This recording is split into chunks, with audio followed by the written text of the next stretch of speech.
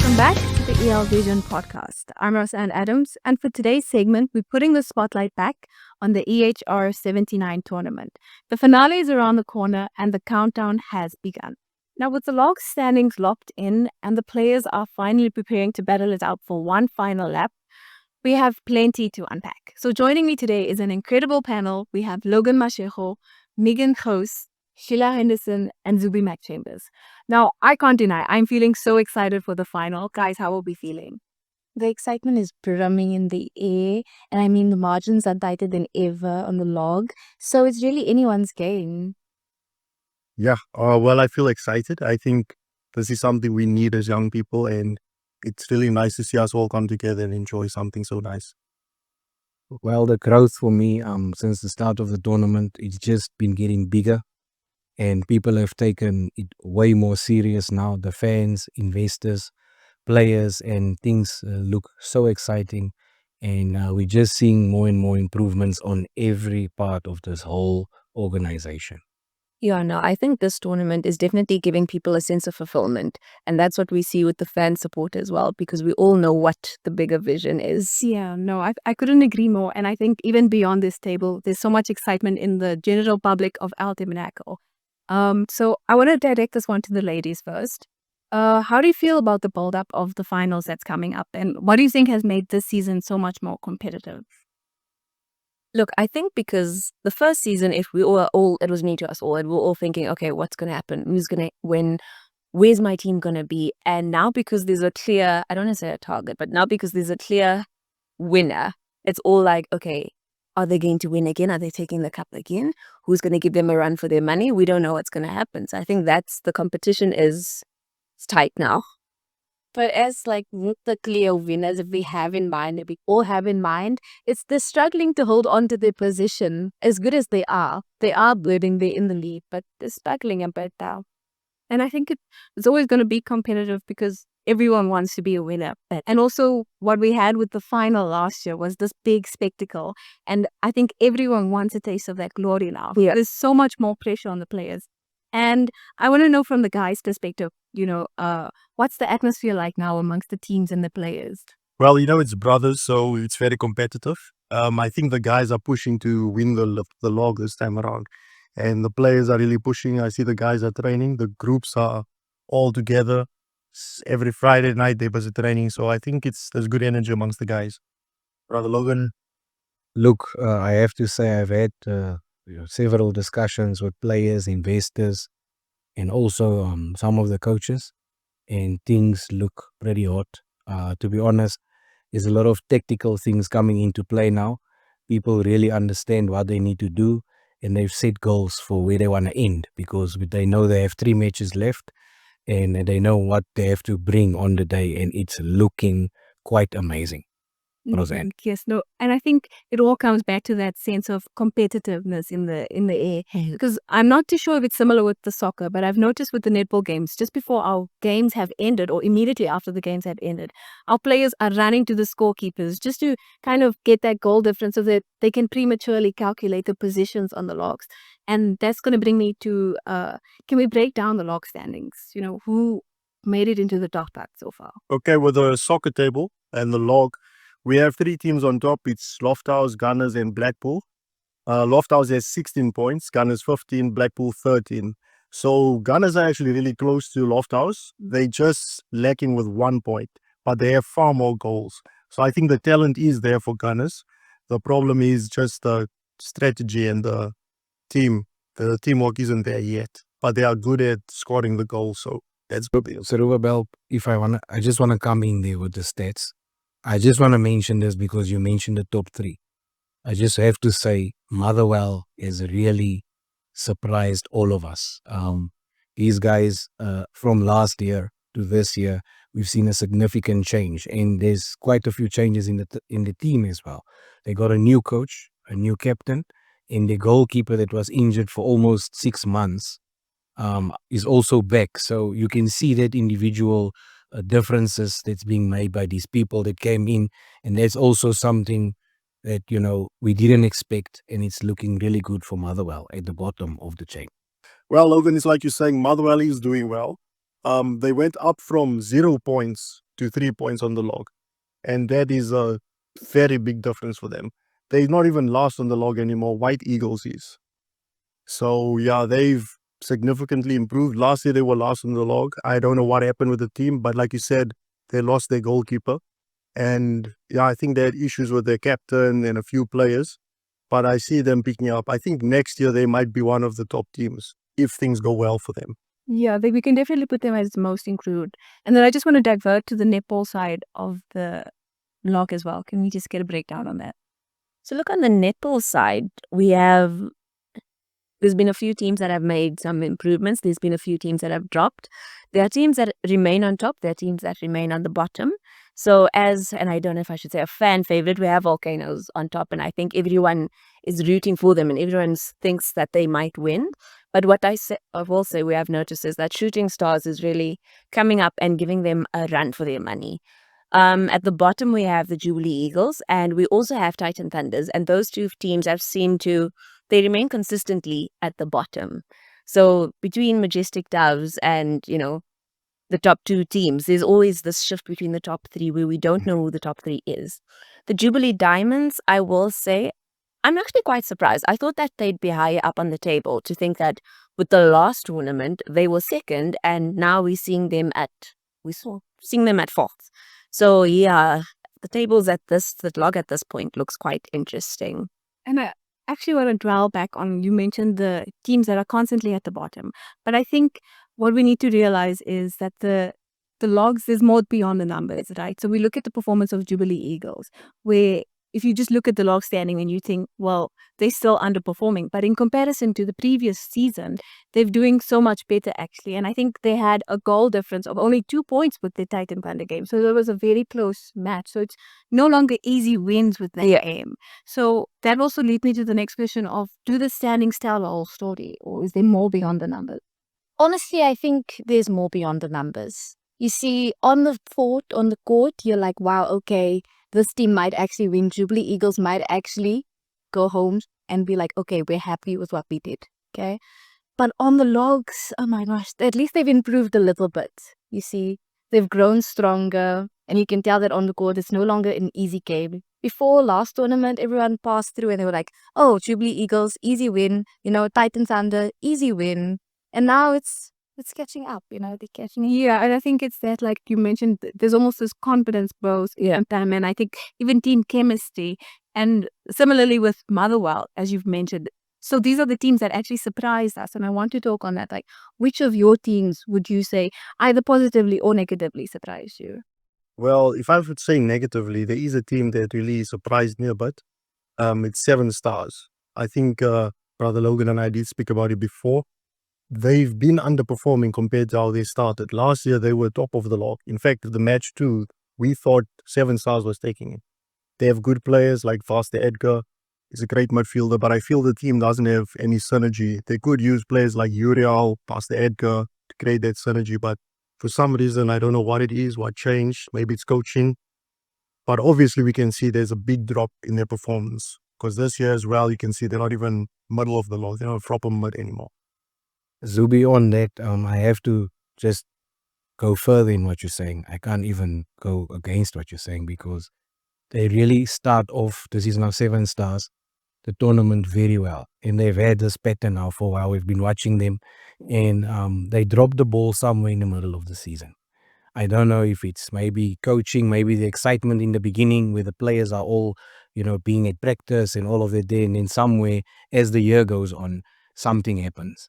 And that's where these teams that are on top, are better because of the consistency. It's something that we discussed with Roseanne previously as well. Consistency is quite a very important thing when you look at these tournaments because it's not how you start, but it's how you finish. And I just wanted to go back, to Meghan. Meghan, you mentioned it's the Jubilee Eagles. Yeah. You're not just a panelist, but also a player. Before we go on, I just wanted to ask you, is there a reason that they are there at the bottom? Can you maybe tell us if there's issues or what's going on? Look, it's a very sad affair. And I think the main thing is, and there's so many people that will come up to you after a game and say what's happening. the Jubilee Eagles have quite strong players. And I think what crippled us in the beginning was that we had a good few players and we had strong players. But because our players were so scattered across the country, we never had any proper training sessions. So we'd come to the tournament, day of the tournament, and that would be the first time we're playing together as a full team. And then as time progressed and, there was a few more people who signed up to play the game and we got a few more players. And I think the balance of it all is then you get more players and then there's ghost players. And I think that's a common theme across all teams is that we've had so many ghost players to the point now where the average netball team has about 20 players and the Jubilee Eagles have about 10. So it's that we've got strong players, but a player can only play that well. If you're tired, you're tired. And we've had the netball we went from 2 games for the tournament to now 4 games per tournament. So to do that without any substitutes, no matter how strong your player is, it's going to take its toll. Yeah, no, that definitely is a disadvantage to the team. And it's something that we're seeing with our top teams as well. Like if you look at Volcano, so they're constantly practicing and as a team, they have that advantage of being together all the time. And that's also what we've noticed with last year's champions is that they, as Logan mentioned, the momentum is consistent throughout each leg of the tournament. And that leads us to wonder which of these teams do we see carrying that momentum into the finals? Honestly, I'd have to say it's the Volcanoes. Even the Volcanoes and Shooting Stars. Shooting Stars are giving Volcanoes a run for their money. They're consistent. They're putting in the work. They're doing the most. And I think it's going to be like an action-packed final because we have all the top teams competing on the netball side and as well as on the soccer side. We have Lofthouse facing both Blackpool and Gunners. So I would like to hear which team are you guys rooting for? So on my side, I think I'm rooting for Gunners. I think Gunners has the talent. They do have the goal scoring. I think it's just the teamwork. If they can work on that, I think Gunners might take this year. It's just a feeling I have on that side. With the sisters side, I'm not too sure about the Shooting Stars. I have to disagree a little bit because I feel like they've dropped the ball a bit on their side because they were top of the log, they were doing well. But I don't know, something just happened there and they started dropping the ball along the way. I don't know how you feel about it, Brother Logan. We not too sure about the sisters thing, so we just commenting from the outside. Look, I've actually, Zerubbabel, done some homework. So I actually went and watched a few matches and I was really impressed with what Volcano does because when you look at their performances, it's as if they wait to play their base game towards the end. Because most of the teams sometimes lead the Volcanoes in the matches and you think to yourself, they're going to drop it. And somehow at the end, they just manage to push through. So I think they on the coaching staff, I don't know if it's tactics, fitness, whatever they do, they're doing it really well. So at the end of the day, it can be any of the two because they all have enough games to make up for what they've lost out on in the past. And then for the soccer, I just want to say, Gunners are looking really good again. They are the champions for the 78 Cup. And I have to agree with you. I actually looked into a few players myself. Their strikers, guys like Zeli Bra. He was a top goal scorer in the 77 Cup. He's also one of the best players for the previous tournament. So guys like him, they have Alex, brother Tibani, brother Lebu. There's such a lot of quality players on the Gunners team and they are really pulling their weight because if the one has an off game, the other one performs. So it's exciting to see what they will bring. Of course, we have guys in 3rd place, in 4th place that might surprise us on the day, but like Rosa mentioned, that consistency, bro. Yeah. So I think we can agree that these are the teams that we'll be looking out for at the finals. But then there's also specific players that I know will stand out at the finals. So who do you think these players will be and why? Look, as I mentioned with the Gunners, sitting with those players, those strikers, and the way they fill up for each other. That's definitely names to look at. And then also Lofthouse, which are obviously on top, in the top of their game.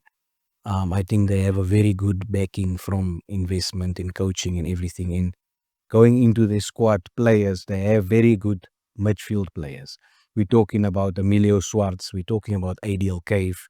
Guys like Brother Tau having outstanding overall performance. So it's very difficult to say how that will really make them win the tournament.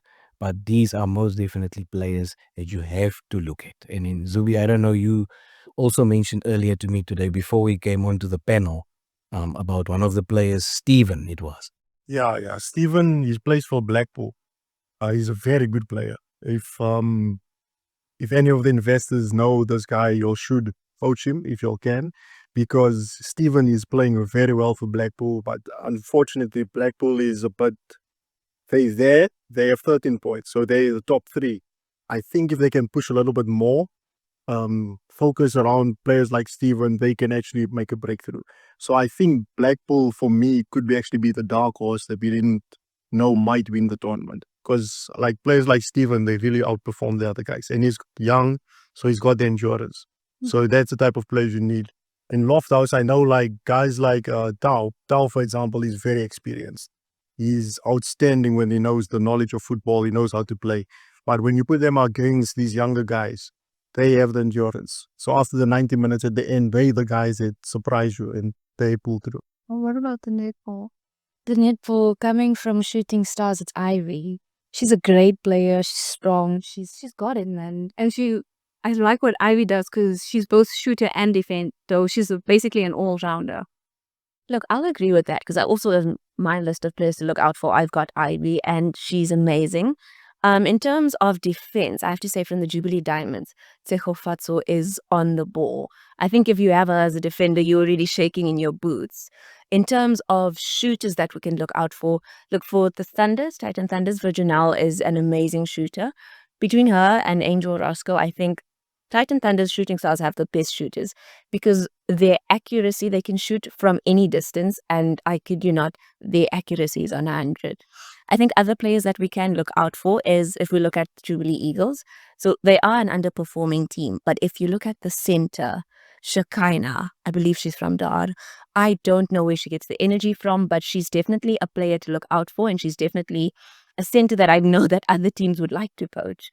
We also have Yarden from that same team who's really amazing in defense. We've got from Majestic Delves, we've got Althea, we've got Clemandre. So we've got quite a good few players to look out for.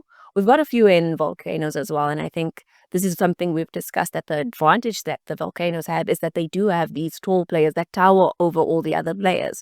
So we even have players from them that we could look out for. So even Marisha from the Volcanoes is a good player to look out for. Ali Fiza, Sorry. And Jerusha. Jerusha's also a tall player. She's great at like defense and stuff. She's a great player.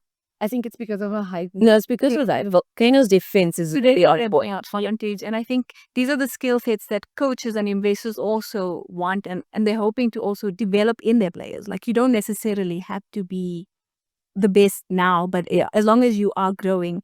And I think that's also important for the teams and the coaches to adapt to their strategy. So I want to go back to this, and between the two tournaments, are we seeing the teams changing their strategy, or is it just the same pattern being repeated? Look, I can come in and I'll say this. It makes me question, and it's something that Brother Logan and Brother Zuby were saying earlier. So it does make me question on the strategy of the coaches, because you'll have a team that plays well and then they'll fall down in the table. They'll, lose their standing. And some of the stories you'll hear is that, no, this player wasn't playing, this player wasn't playing. So it's like, do they have a strategy, or are they banking on their strong players? And the minute the player's not there, then the team can't do well. And on the soccer side? Well, on the soccer side, I think there's actually more improvements, except for Seven Stars. But most of the other teams, I've been seeing improvement. There's only 2-3 teams that I would say have a bit of an issue, which is Seven Stars, obviously. I don't know what's happening with the team there. And White Eagle. White Eagle should really consider changing up things because both tournaments now, since last year, they've been underperforming. I'm not too sure what's happening there. I don't know if Brother Logan has a bit more insight. Look, it might sound a bit harsh what Zuby is saying, but I know you're taking it all from the stats. And like they say, stats don't lie. So from my side, I have to say, I think key individuals to look at in these teams would be also a position like a goalkeeper. I mean, what Kirkwan Jackson has done on a team like Motherwell, it makes such a huge difference if you have the right goalie and captain as well. So I'm talking about at the bottom side of the log, but I just have to make sure that we cover those guys as well, because the improvements are looking good and we see those differences that players make. So yes, there has to be a lot of strategy that go into the games. You have seen a lot of changes where in the beginning the guys basically just pass the ball around. The soccer tactic has changed tremendously. You have guys moving into positions, staying on certain parts of the field. So it's looking very professional, if I can say it like that. And that all goes, for training, tactics, and a lot of focus. I can agree with you on that. There is only one problem that I have a bit with players.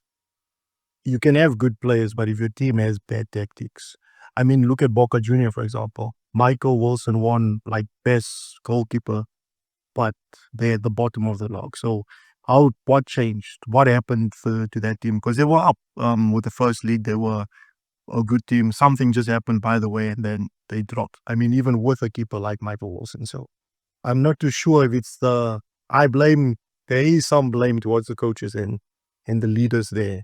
So yeah, Do you have that's some what I think. excitement? The excitement just died down. From last tournament, they were really excited. They brought the energy. And this tournament, they were just quiet to themselves. They thought, okay, this is going to be easy. And they just didn't. No, it's true. It goes back to Logan. It's how you start, it's how you finish. So the excitement just left. But I definitely think it is the responsibility, and that's where the coaches and the investors fall in on. Irrespective of if you have these great players, how are you using them? Now, we're closing up, and I just want to know if you could give, from each of you, if you could give one piece of advice to these teams, what would it be? I'll start from Logan. Look, for me, if we say advice, Roseanne, I can't really speak as a professional. I'm a spectator. I would just have to say the guys need to be more confident in their positions. If they can just have better communication, and if I think everyone just does what exactly they were told to do on the field and not get into the emotions, because it becomes very emotional while you're playing. And sometimes you forget then what to do. If they can stay focused and not get too emotional, I think then they'll get the results that they worked for. Look, I know a lot of people might say I can't give advice since we've been at the bottom. But if I could give a word of encouragement, I'd say that this is such a great initiative and we're so thankful to our leadership for this initiative. So my words of encouragement would be to have fun. So yes, we all want to be winners and we all want to carry the trophy. But at the end of the day, we all need to remember the main vision and the main goal of this. And at the end of the tournament, once everything's said and done and everything's over, we still have to be brothers and sisters. So let us have fun together. I think let's enjoy what we have while we have it. Honestly, like Logan said, I'm just a spectator as well. I would just say to the teams that like they should just enjoy it, man. You know, they shouldn't focus on like comparing themselves to other teams. Yeah. On my side, I think what I would say to the teams is communication. Communication is key because everybody's spread out. And I feel like if you all communicate better with each other, you can keep up spirits. Because I think as we're going through all of the stats, I realize the biggest issue is team chemistry. The guys don't feel comfortable with each other. They come late. We don't practice together. All of a sudden, we win a game. So communicate with each other. These are your brothers and sisters. I think that's more than anything else. The Apostle wants us to create a form of unity amongst the Tabernacle youth. And this is a great opportunity. So my advice would be communicate and open those channels. So I think my advice would be that it's very important for all of us to remember the cause. It's above and beyond winning, and it's all for the Durban Church. So with every goal scored, whether it's for your team or not, let it be celebrated for something greater than the game itself. And that's what makes the EHR79 Finals so special for our Tabernacle. Now, I want to give a big thank you to our panel, Sheilah, Logan, Zuby, Meghan. Thank you so much for joining us. But before you go, I want to know in one word, could you describe what the fans should expect for this final? One word. I'd say unforgettable. Obsession. Inspiring. Groundbreaking.